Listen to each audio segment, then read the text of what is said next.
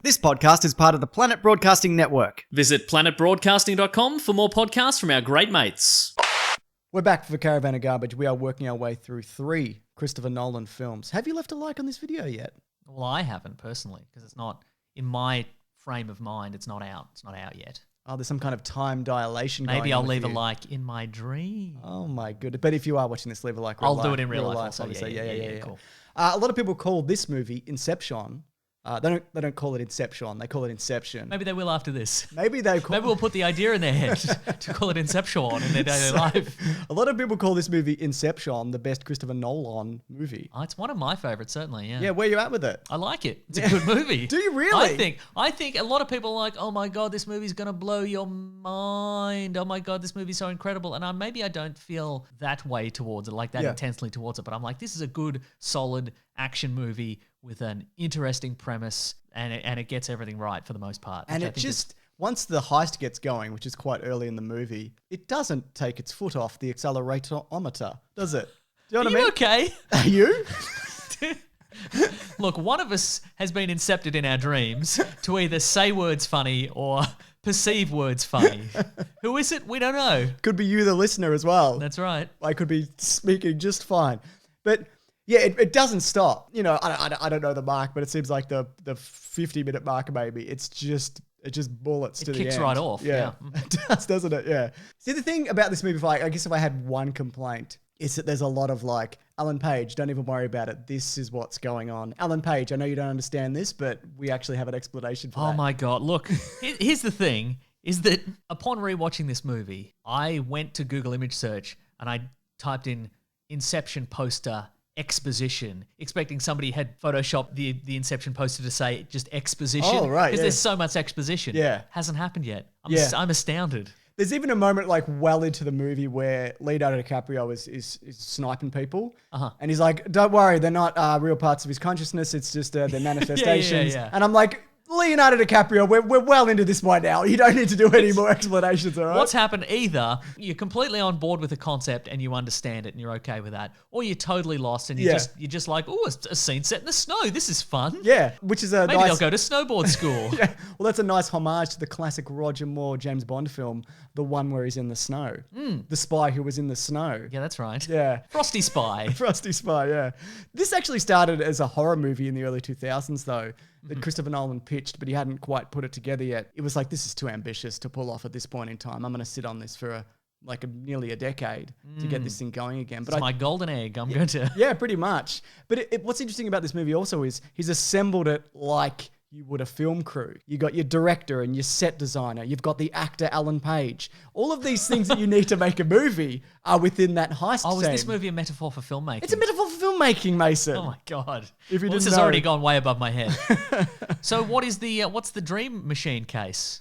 Hollywood. The Dream Machine case is Hollywood, and you Yes. inject it directly into your veins. How's the machine work? Okay, It's magic, right? It's It's just a magic wishing Yeah. box, and it's designed to extract people's dreams and knowledge from their brains. But how does that? They're not even wearing a thing on their temples, so you Right, know it's that they're in just each other. injected into their brains. But then Dom's gonna go in for one more job, but he's got to put the magic in somebody's brain. But that's not what the magic wishing box is for. How's he gonna do it? Well, he's gonna work real hard. He and does. try his best. He does, by the way. Yeah. You got to hand wave away some stuff in this because, like you said, if you're not kind of on board for the logic of this universe, just stop. Like you don't have to. You don't really have to be on board for it. Yeah. I know there's been talk of it lately. Like, wait a minute, maybe Inception isn't very good. It doesn't make much sense. I know Rick and Morty have talked about it as well. Sure, yeah. The Done a Dream Within Dream episode, but. I don't know. I think if you can get past that, which obviously most people can, this is a blast, man. I think it's is a great yeah. movie, yeah. Also, that magic box it's like a brick of cocaine. Oh, that's what it is. Yeah. Oh, yeah. That Hollywood. That's right, yeah. What I also like about this movie is so much of it is practical effects. People probably already know that, but what I've got here They is... tilted that entire city. That's right. They put it on a jack. They didn't put it back either. They just left it. Oh my God. Just vague Europeans sitting at cafes upside down. Hey! They're in favour. That's just They're how like they, a that's big how they fan. express Yeah, there. yeah, sure. Okay, so this segment of the show is called Real Stuff. That was real. Oh my God. Wow, Okay, all right, you ready? Yeah. The debris in the streets of Paris when it blows up. Oh yeah. Mm-hmm. Real stuff. Okay, but were Ellen Page and Leonardo DiCaprio at that cafe? That was a superimposed. I but yeah, see, they right, were right. really sitting in that cafe. They did film that. The water rushing into Leonardo DiCaprio's dream near the start. Real water rushing in. The spinning hallway, of course, that's probably the most famous one. Yeah. It's 100 feet long. Joseph Gordon-Levitt did his own stunts. He's just tumbling around in that thing, having a good time. The weightlessness as well. They didn't do that. Like 500 Days of Vomit, am I right? Oh, you're not wrong, Mason. Apparently, he had to like brace himself to make himself, because there's that, it goes weightless at some point in this movie. By the way, this movie's about putting an idea in someone's mind. I know you already said that, but I feel like if you haven't seen this movie, this video is not going to make any sense. In the spirit of the movie Inception, we're just going to explain the premise over and over and over again. That's right, yeah. But the weightlessness, sorry. Yeah, he was strung up on wires and he had to like tense every muscle in his body to make it look like I'm just having a cool weightless time. But he was like real hard, didn't like it. Big Train was a real train, but it was truck. They put train over truck. Oh my God, that is movie magic. Make truck train. Intriguing. The walking up the wall bit. Yep. And when they're like, let's walk up this wall. That really shonky green screeny. I remember that. You remember that, yeah. The walk is real, but yeah, the effects are. You understand. I understand. Yeah. I've seen the Ministry of Silly Walk sketch from Monty Python. The tilting bar with Cillian Murphy, where he's like, Cillian Murphy, did you know this is a tilting bar? And he's like, oh my God, I thought this was a regular bar. Oh my God, yep. Yeah. My Mai Tai, ooh. But they nail everything down. So Yep. you see like the fish bowls don't tilt, just the water in them. Same with the glasses. All the cast and crew are just like furiously gripping the set as it's tilting at 45 degrees. Christopher Nolan's like, today everyone's a grip. And all the crew are like, what do you mean by that? Ah! Well, they auditioned extras because not everybody could do it. So they went through a bunch of people like, nah, no balance. Get the fuck out of here. We need people with balance and poise. The Penrose Stairs. Oh yes, the MC Escher style stairs. That's yeah. right. The avalanche. They did real avalanches in the snow, God. and of course they used cherry pickers to block the sun in the sequence in the rain because they filmed in LA, and they're like, LA's too bright. There's too many stars shining in LA even during the daytime. Yep. So they had these things. Look at them crowding around that mysterious briefcase. What's in that briefcase? Let's not look too hard. So they had cherry pickers that they'd have to move during the day to keep it overcast. Intriguing. Which is pretty incredible. Now, a big famous part of this movie, which we talked about last week when we wrapped up The Prestige, is the musical, the score in particular. Oh, yes. Everyone knows it. Hans Zimmer, though, he didn't make that song. There was a different composer by the name of Zach Hemsey, which I think is quite fascinating. I always just associated that with Hans Zimmer and been like, thanks a lot, Hans Zimmer. That's right. But now we know it's the Hemsey honk. Yeah. But again, though, within the context of this movie, I mean, they even have a story point for why it exists. It's a slowed down version of French song. You know French song? Yes, I do, yes. Yeah, Edith Piaf. Did you know that Marion Cotillard played Edith Piaf in a movie? She plucked all her eyebrows out for it. Is that a coincidence? Probably. Yeah, apparently it is. I got a question for you, Mason. Yes. You're a man of fashion. Oh, yes. You're a man of the times. Oh. But you're also a man out of time in terms of fashion. What's going on? What's happening? So, what clothing? I know Yes. you're a big fan. Where are you at with this movie? Because it was huge at the time. People were like, oh my goodness, Joseph Gordon-Levitt, could you look any swankier? I'm a big fan of it. I'm like Even 10 years on? Yeah, it still holds up for the most part. Yeah, some nice three-piece suits. Leonardo DiCaprio's wearing his nice sort of French-style work jacket for his casual scenes. Yep. Sure. Tom Hardy's calling people darling. He's looking ridiculous. See, Tom Hardy's outfits in this are so sort of strangely out there that they don't really age. Yeah, if right. anything, they're more contemporary now. Oh my Wearing his goodness. camp collars and his textured jackets. No, he's looking good. Everybody's looking good. That's good to hear. What about Michael Caine? He's got that Mandarin collar jacket, doesn't he? He's looking very intellectual. God, you're good. You just ripping out names of things. I would never even know that. Yeah. Now everybody's looking good in it. Good to hear. You know what works for me in this movie? What's that? I mean, there is the desperation of the heist, and you're stuck within a dream with a dream. If you die within a dream, you die in many dreams, and then you go down into dream hell. What happens is, if you die in a dream, normally you wake up, except if you've been sedated, in which case, if you die in a dream, you go down to limbo. And if you go down to limbo, there's a chance you'll go mad. I mean, it's not a very good chance because most of the people who go down to limbo don't go mad. Yeah. Like, I mean, DiCaprio didn't go mad, and Fisher didn't go mad, and Saito didn't go mad, and Ariadne didn't go mad. That's right. It's only Mole that went mad. So, I mean, realistically, just take a holiday in limbo and then come back up and you'll be fine. That's you're not wrong. But what worked for me, though, was the idea that Leonardo DiCaprio needs to get back to his kids. I think maybe it's because I've had kids since then. Yep. But I feel like there's a level of comprehension in this movie that I have that you don't. Here we go. Saying, Mason, as a father. No, but I know about all the suits and stuff. Come on. That's true. We both have things going on, don't we? Yeah. Yeah. But also, DiCaprio apparently worked close with Christopher Nolan for months to work in the human element to this story. Because so much of this is mechanical, it's moving parts, it's stairs that go nowhere. And Nolan is a craftsman. He's a craftsman, yeah. I mean, I think that's definitely the way that you can look at his movies, but I think that human element totally works for me. You're familiar with the totem theory, aren't you? Oh yes. What's going on there? So I have some ideas and I have a question also, which maybe you can answer. Sure. Maybe it's been answered before. I don't know. I don't watch anything on YouTube. But here's the thing. So in the world of Inception, if you're concerned that you might be trapped in someone else's dreams and they're trying to extract information from you, you carry a totem. It's a small little trinket that only you know the specifics of. Yes. And if you think maybe you're asleep, you grab a hold of that thing, and if it feels right, you're awake. If it doesn't feel right, something's wrong. And Leonardo DiCaprio's totem, formerly belonging to his wife, is a little spinning top, and in a dream, for some reason, it spins forever. But if you're awake, physics takes effect, and it doesn't spin forever. And at the end of the movie, he spins that totem, and then he sees his kids, and he just leaves the totem behind. Is it real? Is it a dream?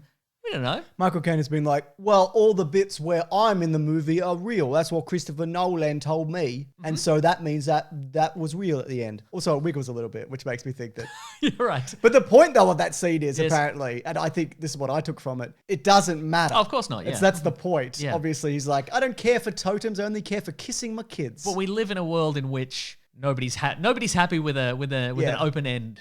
An open-ended finale where you just can't know. So there's a lot of reaching people like, well, actually his totem is his wedding ring, and when he is awake, he is wearing it. Yes. And when he's asleep, he's not wearing it. Or the opposite. I didn't go back and check. There simply wasn't time. Yes. But here's my question to you, James. Sure. When you put somebody under and they're asleep and you're invading their dreams, they're just right there. Couldn't you just rifle through their pockets and find the one unusual thing in their pockets and then make a copy of that and put it in the dream? Because you'd be like, okay, I'm going to go through this guy's pockets. All right, keys, bus ticket, golden chess piece.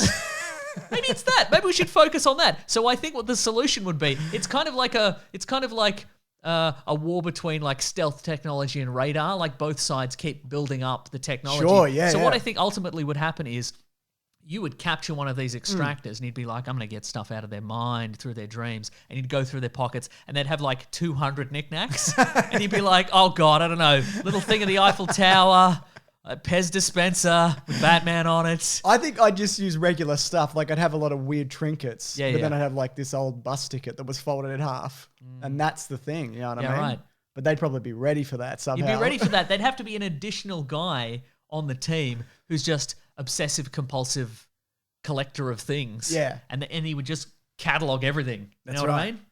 And it's also a reverse Lucas Haas. I wanted to be clear. In Dom's earlier team, yes, he's got the actor Lucas Haas playing a character whose name I cannot recall. Yeah, but he's just bad at it. He's so bad. At it. Did they get him on Fiverr or Cameo or something like that? Like he doesn't know. He can't architect. He doesn't know how to build a room that the subject would believe in. Yeah. He doesn't know what a kick is. No. He's like Joseph Gordon-Levitt's like, give him the kick, and he's like, what? What do you mean what?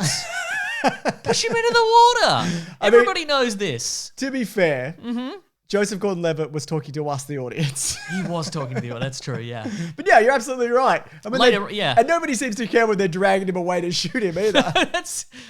He got what he deserved. Later in the movie, Leonardo DiCaprio is talking to Ariadne, but really he's talking to the people watching the trailer because he's like, look, that's great, all the cities you're turning upside down and all the mirrors you're building on the streets and all the bridges you're lifting up into the air. That's good for the trailer, but we're not going to use these in the actual movie. We're going to put all these effect shots in the trailer, and then they're going to bend. This is super compelling imagery. Don't get me wrong. So compelling, but I mean, later, due to the rules of this world, you can't actually use any of them. You're only going to be able to design regular cities and regular cars and regular warehouses, I guess. I don't know. I guess. Here's a question for you. I'm ready.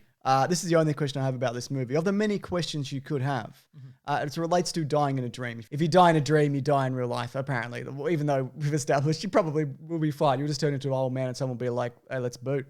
That's what happens. Yeah. My question is, if you wee in a dream, do you wee in real life? Oh my God. Well, that's a good question because if you recall, Yusuf the chemist drinks too much on the plane. Drinks too much wee. Exactly. Well, it's first class. You get whatever you want. He drinks too much on the plane, and then when they go into his dream, it's raining in the dream. Yes. Right, and that is apparently a consequence of the drinking too much. So I guess if you weed in real life, Yeah. He was under for 10 hours. the as rain well. would stop. I guess But he was under for 10 hours or something like that, the Yeah, duration of that flight. It's amazing that he didn't wee. that's what the tube's for. The box just shoots out a ray or something. You don't need to actually be connected. The box collects all your wee. Oh, okay. That makes Yeah. sense. That was the last unanswered question about the movie Inception. So, Well, that makes sense to me. yeah. So if you've been watching this being like, who are these idiots and why are they talking about this movie they know nothing about? We solved your problem. Actually, we figured it out, and this is going to be a separate video with a big circle and an arrow in it. That's right. The title's going to be "We in the Box." Is there "we" in this box? Yep. Yes, there will be. That's right. Yeah. This is one of those things where, like, it's an action movie that doesn't talk down to you, but it's not so complicated that you don't understand it, the way that it's crafted. Similarly to The Prestige. You can follow this if you're kind of, if you're vaguely paying attention, you know, Right. you kind of know what's going on. And I think, again, that's an absolute credit to the crafting of this universe, because it so easily would have made no sense. Oh, absolutely, Or just the audience is going, you've lost me, I don't know. Where are we? Are we in the snow? Are we in a van? Who's weeing and who isn't? Right. You know what I mean? It's Absolutely. incredible. I agree, yeah. you But know that- again, there is a lot of exposition. That does help, doesn't it? God, there's a lot. Yeah. Here's something you might not know, though. I'm ready. There was actually going to be a video game based in the world of Inception. I would have loved that. It was called Inception, but video games, everyone. My goodness, Yeah. wow. Yeah. So It's Inception, but bleeps and bloops. it's just Pog. Yeah. Yeah. So during a Rome press conference for Inception, Christopher Nolan expressed the idea of creating a video game spin-off. One thing we are looking at doing is developing a video game based on the world of the film, which is all kinds of ideas that you can't fit into a feature film. That's something we've been talking about and are looking at doing long-term in a couple of years. Since that statement in 2010, there has been no follow-up of video game. But oh my God, I'd love to see an Inception video game. Remember how they did Matrix Path of Neo, and it was Yeah. the Matrix, but more? So you're saying you're Leonardo DiCaprio, you're fighting giant ants. That's right. Yeah, essentially. Why not? It's a dream. Put it there in limbo. Look out for the giant ants. Yeah. You know what I mean? Also, Leonardo DiCaprio, stop dreaming. You're ruining everyone's dreams with your God. bad dreams. You know what I enjoyed? Look, here's some miscellaneous notes that I have for this movie. Speaking of that, you know, it's important to build kind of tension in these movies. You know, Disagree. All right, fine.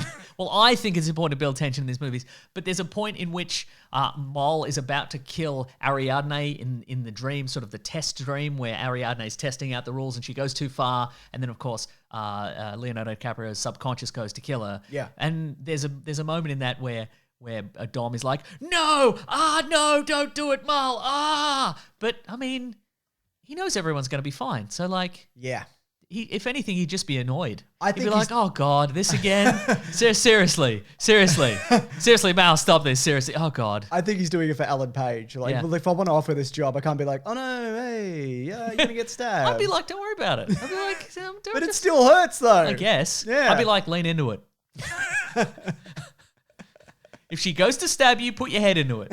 It'll be over quicker. No, don't worry. Yeah.